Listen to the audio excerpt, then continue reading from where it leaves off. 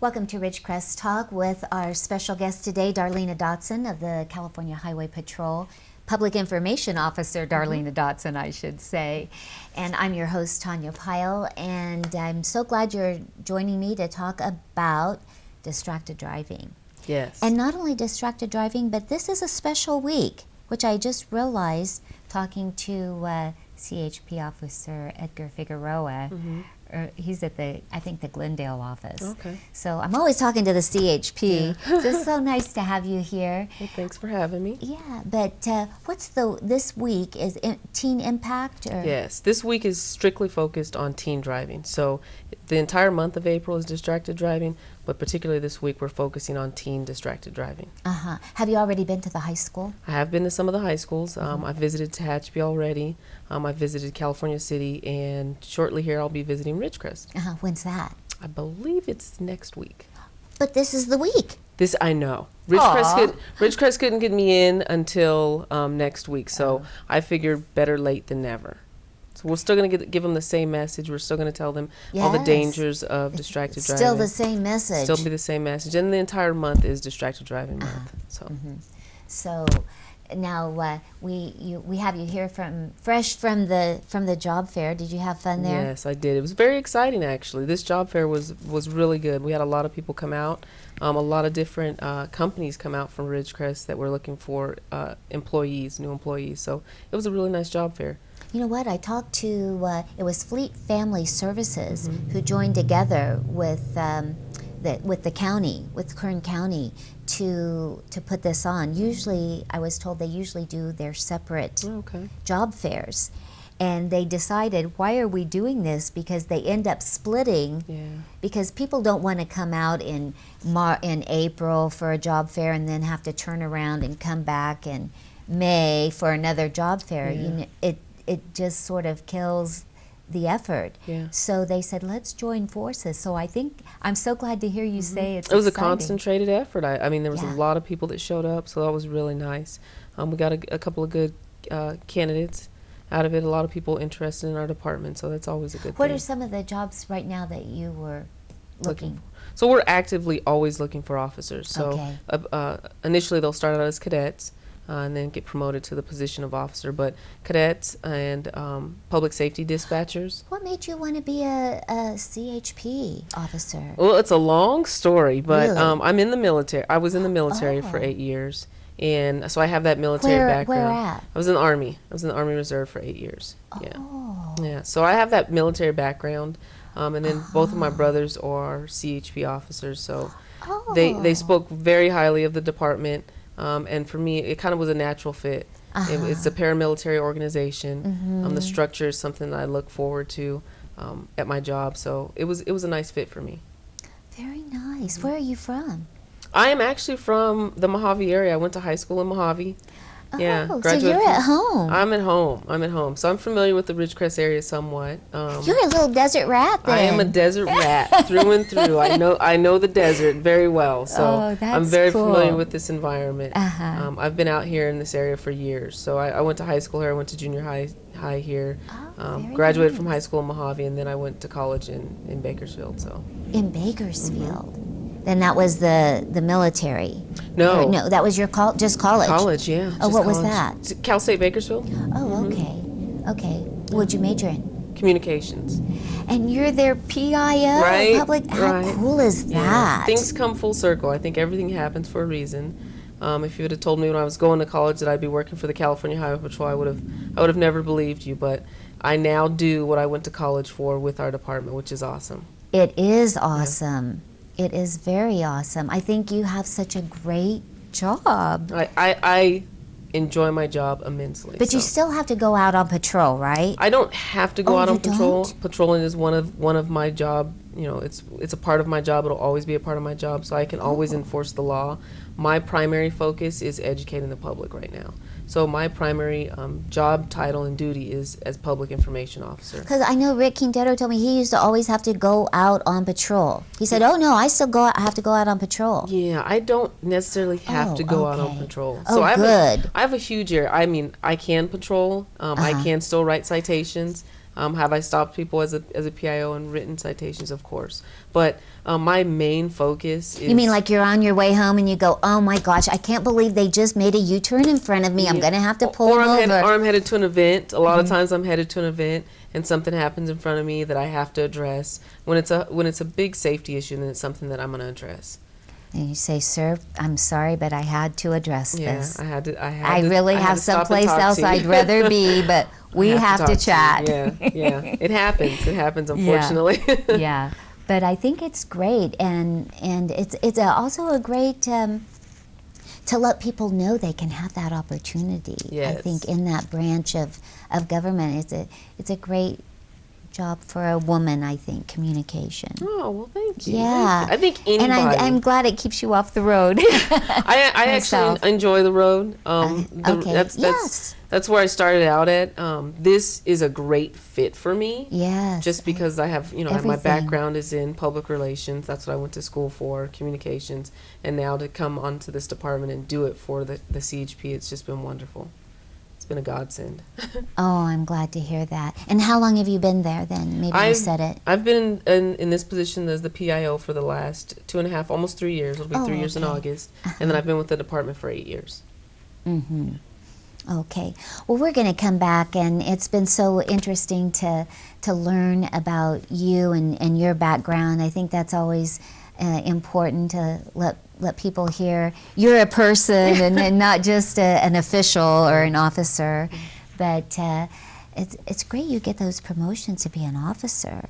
Yeah. We're going to come back and talk more about the program. Okay. We've got the two programs, right. The Teen Impact and then the distracted driving, which are both related, right? Yes. Yeah, okay. But anyway, so just before we go, how are we going to get into that then? The Impact Teen Driver works in conjunction with the California Highway Patrol. It's a separate organization. But their focus is on changing the way teen drivers drive as far as distractions and reckless driving. They're both national programs? National programs. Impact Teen Driver is a national program. Distracted Driving Month is recognized nationally. So organizations all over the U.S. will be enforcing and you'll be seeing those information on distracted driving. Yeah. We're going to come back and talk about that. Thank you.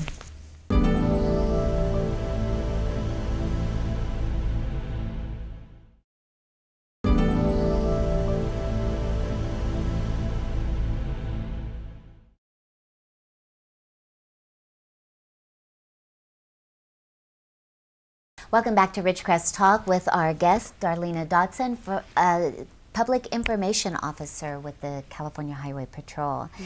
And I want to start to talk about your two programs. You have the Impact Teen, Impact Teen, IT, not the tech department. But ITD, Impact Teen Driver. Oh, Impact Teen Driver, ITD. Yeah. And then the Distracted Driving, which is the national program you were talking about. So how are you going to take this into the schools? Well, I'm hoping to get into every school locally. So I've already gone to a couple of schools already. I've already been out to California City High School and to Tehachapi High School. I would love to get into, I'm going to be in Ridgecrest next week, so that'll be great. What day are you coming out? Ooh, that's a good question. Oh, wow, you don't have a calendar yet? I do have a calendar. Oh, you do? Oh, okay. And I'm so packed this month. I understand. I'm everywhere. I've been everywhere, so it's hard to remember all my dates. But it's sometime, and I want to say it maybe on a Wednesday. But you're strictly Kern County then? East Kern, yeah. East Kern. So I could, that's the a Mojave, broad area. Yeah, it's huge. 4,800 square miles roughly. We cover Ridgecrest, Tehachapi, Mojave, California City, Boron, Roseman. So we have a lot of area to cover. A lot of high schools. Yeah, a lot of high schools. So I'm hoping to get to every high school and get them the information about distracted driving, about the effects of distracted driving. And as a teen driver, some of the things that you may fall into as far as distracted driving as well as reckless driving. And both those things, distracted and reckless driving, are the #1 killer of teens. So ITD is paired up with the California Highway Patrol and NHTSA, and basically is trying to get that message across to every teen we can reach.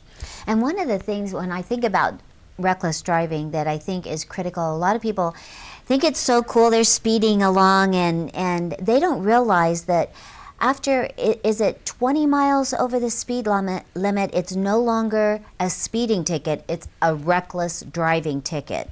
Well, there's a little bit of that as well, but there's that misconception a lot of times that it's automatically going to be a reckless ticket. It's more than likely going to be a speeding ticket, and if a peace officer but can reckless is much more serious. You don't want a reckless driving. Yes, and there's other things that play a part in that reckless. It's not just about your speed. It has to be the maneuvers that you make, the speed coupled with the movements that you make on the roadway can articulate reckless. Oh, okay. But I thought just automatically, at least years ago, I remember from my driving test, that after a certain limit, after a certain mileage of speed over that limit, it's no longer a speeding ticket, it's a reckless driving ticket. No, we have to be able to articulate that reckless. Oh, all right. So most of the time it's going to be increased fines. So if I'm driving well at 120 miles an hour, we don't want to get this out here. Never mind. You just have to worry about killing yourself at 120 miles an hour. Gosh. So that's just lame. And what a lot of people don't realize is once their vehicle reaches a certain speed, it's hard to maneuver that vehicle. It's hard to steer that vehicle. Yeah. A lot of people don't understand vehicle dynamics. They don't know what their vehicle is going to do or what it's capable of doing at high speeds. And to throw it in, especially if you're young. I mean, if you've ever been in an accident, you know what a horrible feeling it is. Yeah. But for someone who's never been there, they just don't realize what can happen. The concept isn't there at all. Yeah, a lot of people, like you said, particularly with teenage drivers, they don't have the experience level, and again, they haven't experienced their first collision. It's that first crash usually that changes the way they drive, and hopefully that first crash isn't one that ends their life or someone else's life. Or one of their best friends. Yes. And we've all known people who have lost a best friend in a situation where someone was driving either just plain too fast or maybe drinking and driving, but then the drinking would be distracted driving. All of it. I mean, all of it. Any distraction, anything that takes your focus and attention from your primary task of operating a vehicle is going to be considered a distraction. From putting lip gloss on, to drinking a coffee, to eating a cheeseburger. Mascara. We've seen it all. I've seen people reading magazines in the driver's seat. Oh, and now we especially have to worry about the texting going on. Texting is absolutely horrible. So distractions for us is anything that diverts your attention. But primarily for what we're seeing with our teen drivers is going to be the texting. Yeah. It's going to be the talking on your cell phone. And distractions for a teenage driver, unfortunately, are their passengers. So there's times where, you have a young driver, a 17, 18-year-old driver, maybe their license no longer is provisional, and they have those teenage passengers in the vehicle with them. That's where a lot of those distractions can come from as well. Just from other people in the car? Just from other people being in the car. Right. Noise, radio. Trying to change the channels, anything that takes your attention from operating a vehicle is going to be a distraction. I have to think one of the biggest things is not being organized and being late and trying to hurry up and get somewhere. Yeah. It's not worth it. It's not. Allow yourself that extra 5 minutes. I may just be 5 minutes earlier to the event that I have to go to class that I have to be at, but those 5 minutes can save you. Or if you've lost the 5 minutes, accept that you're going to be late. It's better than... It's better to be late than to never arrive at all. Yeah. Definitely. Okay, so we're going to come back what's a closing thought you'd like to share on the program? Yeah, remember this month, distracted driving is for the entire month of April. You're going to hear about it. You're going to hear about it. You're going to see increased enforcement. You're going to see increased enforcement. So we are actively looking for people distracted driving, texting, talking on their cell phone. This week we're dedicating it to teen drivers, but the entire month we're dedicating it to anyone that's driving distracted. And like I said, it's not just about cell phone use. Anything that takes your attention from driving is going to be a distraction. Eating. Don't eat in the car. If you can avoid it. We're always on a time crunch, but if you can avoid it and not get distracted behind the wheel, try and do that. Okay. Well, we're going to come back and hear from you about the coffee. Coffee with a Cop. Coffee with a Cop. Yeah. Coffee with a Cop here in Ridgecrest. Who came up with this program? It's a national program. Who comes up with these programs? These are great The public programs. Information people, I bet. It started in Hawthorne, California. Is that right? With the LAPD, it did.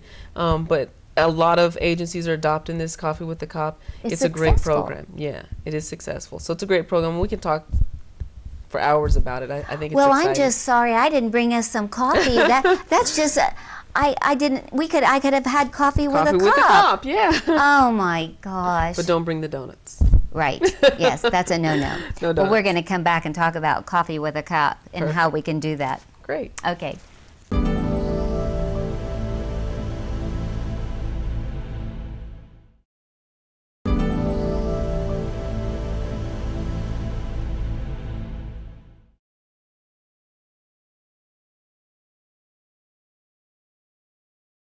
Welcome back to Ridgecrest Talk with our Public Information Officer from the Mojave Station, California Highway Patrol, Darlena Dotson. And it's Darlena, not Darlene. Darlena. Darlena, yeah. So you were telling me that this Coffee with a Cop program was developed in Hawthorne by an officer. Oh, LAPD. Yep. Yep. So they started the program, and it's a national program. It's recognized all over the U.S. And it was successful. So it was successful, and I think it's going to continue to be successful. Coffee with a Cop allows the public an opportunity to meet officers in a neutral environment, in a place where they're not being issued a citation, where they're not having to respond to a traffic collision. It's just in a regular situation where they can sit down and talk to us about, anything. They can talk about issues in their neighborhood. They can talk about, hey, I just wanted to come out and meet you, Officer Dotson. It's just an opportunity for us to meet the public and for them to get a face to the badge. Right. We're not just officers. We're people too. So it's a great opportunity for the public to meet us. I think I heard the police officers were even going to church and at the conversation after conversations or fellowshipping and lots of different places, just wanting to meet people where they are. So so that program has started. Yes, it's another form of community oriented policing. Have you had coffee with anybody yet? We have not. Our first coffee will be this Friday. Okay. Our first coffee will be in Tehachapi this Friday. Okay. So if you're in the Tehachapi area, you can come by the McDonald's on Tucker. We'll be there. Oh, that's my. I Is that your shouldn't say favorite that's one? my favorite coffee, but it's not that I have a favorite McDonald's. It's just that I have a favorite coffee. A lot of people say that. They love McDonald's coffee. Yes. Yeah, and it's super hot all the time. But it's so flavorful. Yeah. And other places I have to go back and go, gee, could I have another? I mean, I didn't want milk. I wanted I wanted some coffee. I need some caffeine today. Yes. Yeah. I never really am after the caffeine, but if you like the taste of coffee, you really want to taste the coffee. Yeah, I'm a coffee fan, so it'll be nice. Nice cup of coffee in the morning. So we'll be there this Friday on the 8th from 9 o'clock to 11, but we'll be in Ridgecrest on the 15th. And what day is that? That'll be a Friday. Oh, that's Friday. It's Friday. So we'll be, it's next Friday. We'll be out in Ridgecrest. We'll be at the Starbucks in Ridgecrest. Yeah, so we'll hi, Starbucks. Starbucks is we so like gracious. Starbucks. Yeah, they're so gracious. They're going to host us, so that's awesome. And we're going to try and get Ridgecrest PD to come out and join us. I know they do coffee with them. Yeah, it'll be a good opportunity for us to mingle with them. Yes. You're going to be there the whole day? We're not. We're going to be there for 2 hours. We're from 9 in o'clock the morning. to 11. Yeah. Oh, 9 to 11. Yeah, 9 to That's 11. a late coffee for me. So I'll probably have had one cup and have a couple of more while I'm there. So you'll be wired that day. I'll be ready to go for the day. Yes. Yeah. Yes, and we're hoping to get the Kern County Sheriff's Department out there as well. Oh, so. how fun. Yeah. Make it a little family affair. Yeah. But it's a good opportunity for some of the people that live in Ridgecrest to come out and meet some of the local CHP officers. I know that Ridgecrest is a small community, so a lot of people know the officers, or they see them a lot, but never do they really have a chance to sit down and chat with them. So a small community like this is a great opportunity for you guys to come out and sit and chat with some of our CHP officers. But especially with the sheriffs and with the CHP joining, that's very cool. You coming out with a partner? Well, actually myself, I will be out there. Our lieutenant is going to come to that one, and then I think the local sergeant will be out there. Sergeant, who happens to be my brother, Sergeant Dotson,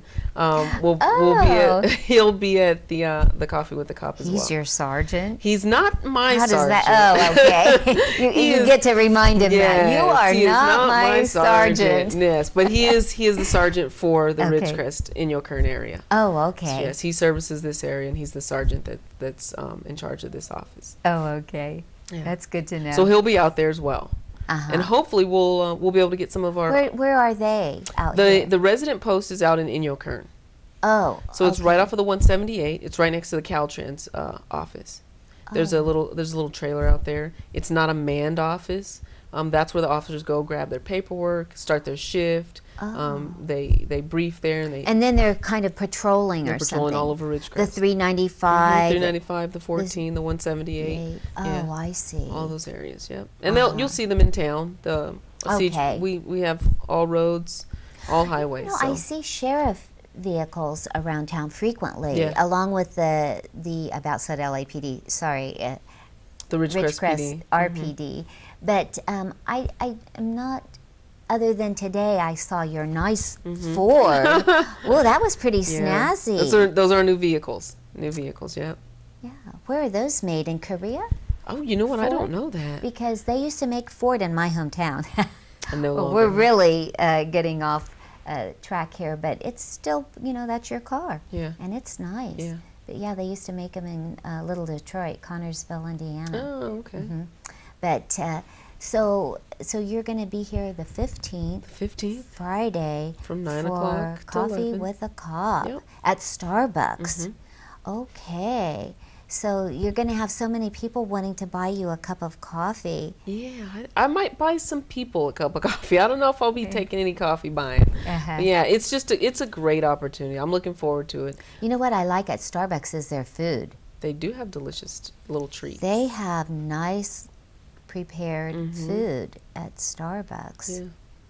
And it's real. Yeah.